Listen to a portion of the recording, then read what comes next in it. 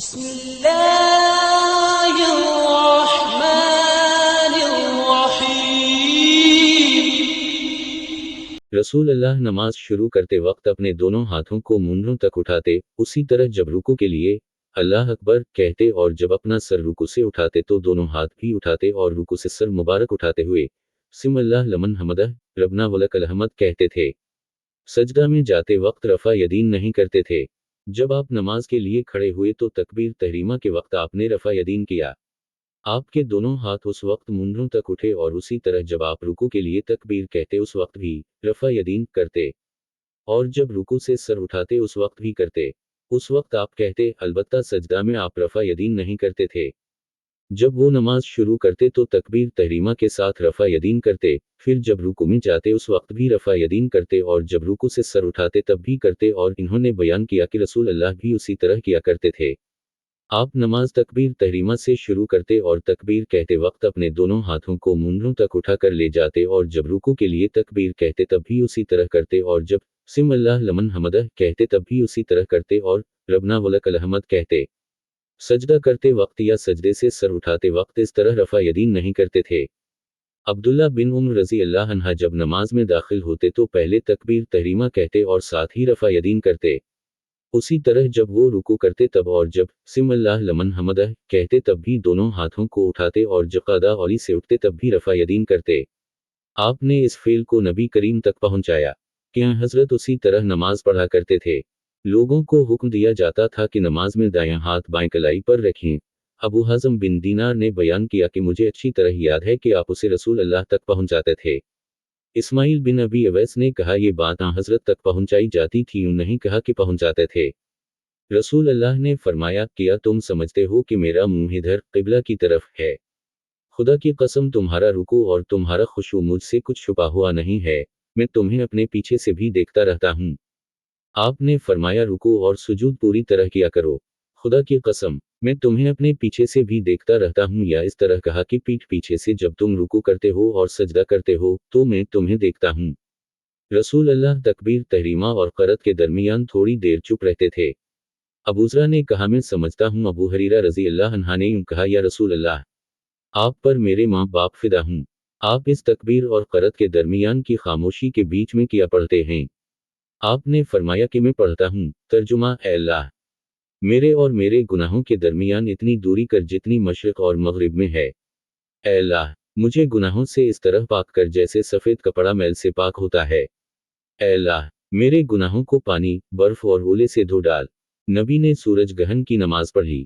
आप जब खड़े हुए तो देर तक खड़े रहे, फिर रुकू में गए तो देर तक रुकू ही में रहे, फिर रुकू से सर उठाया तो देर तक खड़े ही रहे, फिर दोबारा रुकू में गए और देर तक रुकू की हालत में रहे और फिर सर उठाया, फिर सजदा किया और देर तक सजदा में रहे, फिर सर उठाया और फिर सजदा किया और देर तक सजदा में रहे, फिर खड़े हुए और देर तक खड़े ही रहे, फिर रुकू किया और देर तक रुकू ही में रहे, फिर आपने सर उठाया और देर तक खड़े रहे, फिर दोबारा रुकू किया और आप देर तक रुकू की हालत में रहे, फिर सर उठाया, फिर आप सजदा में चले गए और देर तक सजदा ही में रहे, फिर सर उठाया, फिर सजदा में चले गए और देर तक सजदा में रहे।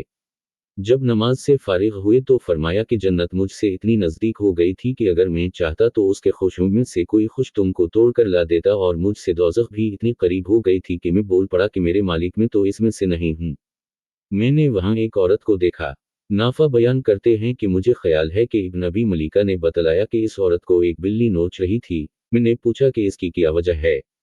जवाब मिला कि इस औरत ने इस बिल्ली को बांधे रखा था तान के भूख की वजह से वो मर गई, ना तो उसने उसे खाना दिया और ना छोड़ा कि वो खुद कहीं से खा लेती।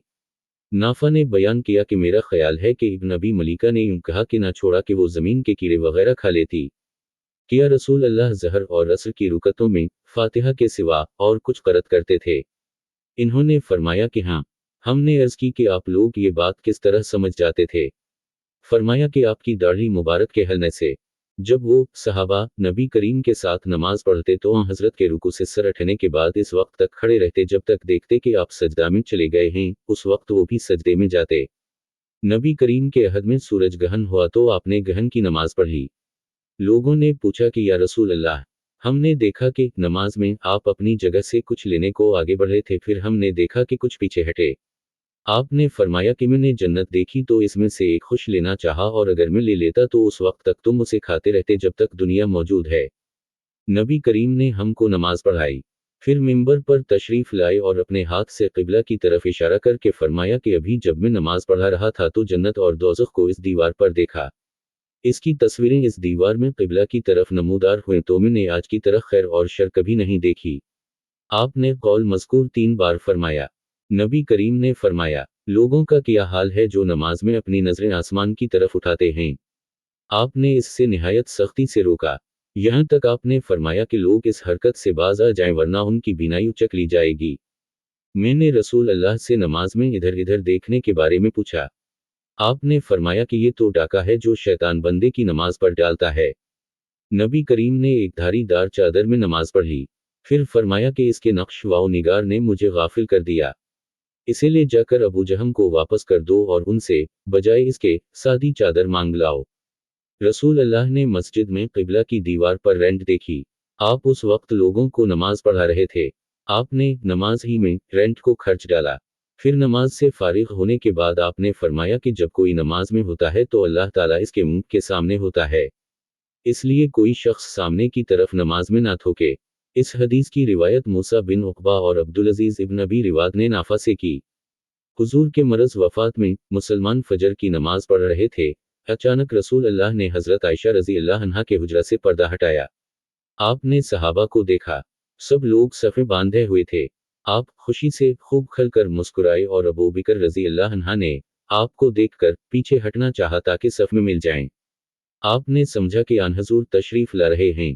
صحابہ آپ کو دیکھ کر خوشی سے اس قدر بے قرار ہوئے کہ گویا نماز ہی چھوڑ دیں گے، لیکن آن حضرت نے اشارہ کیا کہ اپنی نماز پوری کر لو اور پردہ ڈال لیا۔ اسی دن چاشت کو آپ نے وفات پائی۔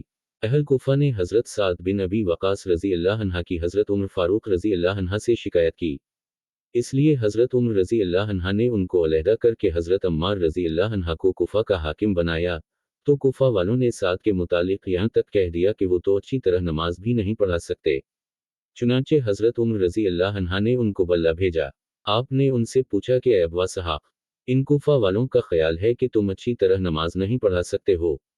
اس پر آپ نے جواب دیا کہ خدا کی قسم میں تو انہیں نبی کریم ہی کی طرح نماز پڑھاتا تھا، اس میں کوتاہی نہیں کرتا۔ عشاء کی نماز پڑھاتا تو اس کی 2 پہلی رکعت میں قرأت لمبی کرتا اور دوسری 2 رکعتیں ہلکی پڑھاتا۔ حضرت عمر رضی اللہ عنہ نے فرمایا کہ اے ابوا صحاق، مجھ کو تم سے امید بھی یہی تھی۔ پھر آپ نے حضرت سعد رضی اللہ عنہ کے ساتھ ایک یا کئی آدمیوں کو کوفہ بھیجا۔ قاصد نے ہر مسجد میں جا کر ان کے متعلق پوچھا، سب نے آپ کی تعریف کی، لیکن جب مسجد بنی ابس میں گئے تو ایک شخص جس کا نام اسامہ بن قتادہ اور کنیت ابو سعدہ تھی کھڑا ہوا۔ اس نے کہا کہ جب آپ نے خدا کا واسطہ دے کر پوچھا ہے تو سنیے کہ سعد نہ فوج کے ساتھ خود جہاد کرتے تھے، نہ مال غنیمت کی تقسیم صحیح کرتے تھے اور نہ فیصلے میں عدل و انصاف کرتے تھے۔ حضرت سعد رضی اللہ عنہ نے یہ سن کر فرمایا کہ خدا کی قسم میں تمہاری اس بات پر 3 دعائیں کرتا ہوں۔ اے اللہ، اگر تیرا یہ بندہ جھوٹا ہے اور صرف ریا و نمود کے لیے کھڑا ہوا ہے تو اس کی عمر دراز کر اور اسے خوب محتاج بنا اور اسے فتنوں میں مبتلا کر۔ اس کے بعد وہ شخص اس درجہ بدحال ہوا کہ جب اس سے پوچھا جاتا تو کہتا کہ ایک بوڑھا اور پریشان حال ہوں، مجھے سعد رضی اللہ عنہ کی بد دعا لگ گئی۔ عبد الملک نے بیان کیا کہ میں نے اسے دیکھا، اس کی بھویں بڑھاپے کی وجہ سے آنکھوں پر آ گئی تھیں، لیکن اب بھی راستوں میں وہ لڑکیوں کو چھیڑتا۔ رسول کریم نے فرمایا، جس شخص نے سورۃ فاتحہ نہ پڑھی اس کی نماز نہیں ہوئی۔ رسول اللہ مسجد میں تشریف لائے، اس کے بعد ایک اور شخص آیا، اس نے نماز پڑھی، پھر نبی کریم کو سلام کیا۔ آپ نے سلام کا جواب دے کر فرمایا کہ واپس جا اور پھر نماز پڑھ کیونکہ تو نے نماز نہیں پڑھی۔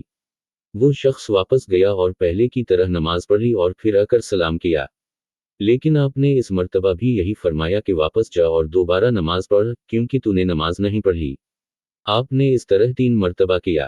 آخر اس شخص نے کہا کہ اس ذات کی قسم جس نے آپ کو حق کے ساتھ مبعوث کیا ہے، میں اس کے علاوہ اور کوئی اچھا طریقہ نہیں جانتا، اس لیے آپ مجھے نماز سکھا دیجئے۔ آپ نے فرمایا کہ جب نماز کے لیے کھڑا ہو تو پہلے تکبیر کہہ، پھر آسانی کے ساتھ جتنا قرآن تجھ کو یاد ہو اس کی تلاوت کر، اس کے بعد رکوع کر، اچھی طرح سے رکوع ہو لے تو پھر سر اٹھا کر پوری طرح کھڑا ہو جا، اس کے بعد سجدہ کر پورے اطمینان کے ساتھ، پھر سر اٹھا اور اچھی طرح بیٹھ جا، उसी तरह अपनी तमाम नमाज पूरी कर। मैं इन कोफा वालों को नबी करीम की तरह नमाज पढ़ाता था। ज़हर और असर की दोनों नमाजें किसी कस्म का नुक्स उनमें नहीं छोड़ता था। पहली 2 रकतें लंबी पढ़ता और दूसरी 2 रकतें हल्की। तो हज़रत उम्र रज़ी अल्लाह अन्हा ने फरमाया कि मुझको तुमसे उम्मीद भी यही थी।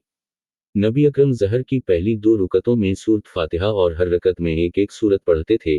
इनमें भी क़रात करते थे लेकिन आखिरी 2 रकतें हल्की पढ़ाते थे। कभी-कभी हमको भी कोई आयत सुना दिया करते थे।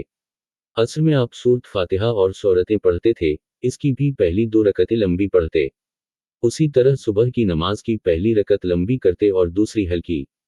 क्या नबी करीम ज़हर और असर में क़रात किया करते थे? तो इन्होंने बतलाया कि हाँ। हमने पूछा कि आप लोगों को किस तरह मालूम होता था? फरमाया कि आपकी दाढ़ी मुबारक के हलने से।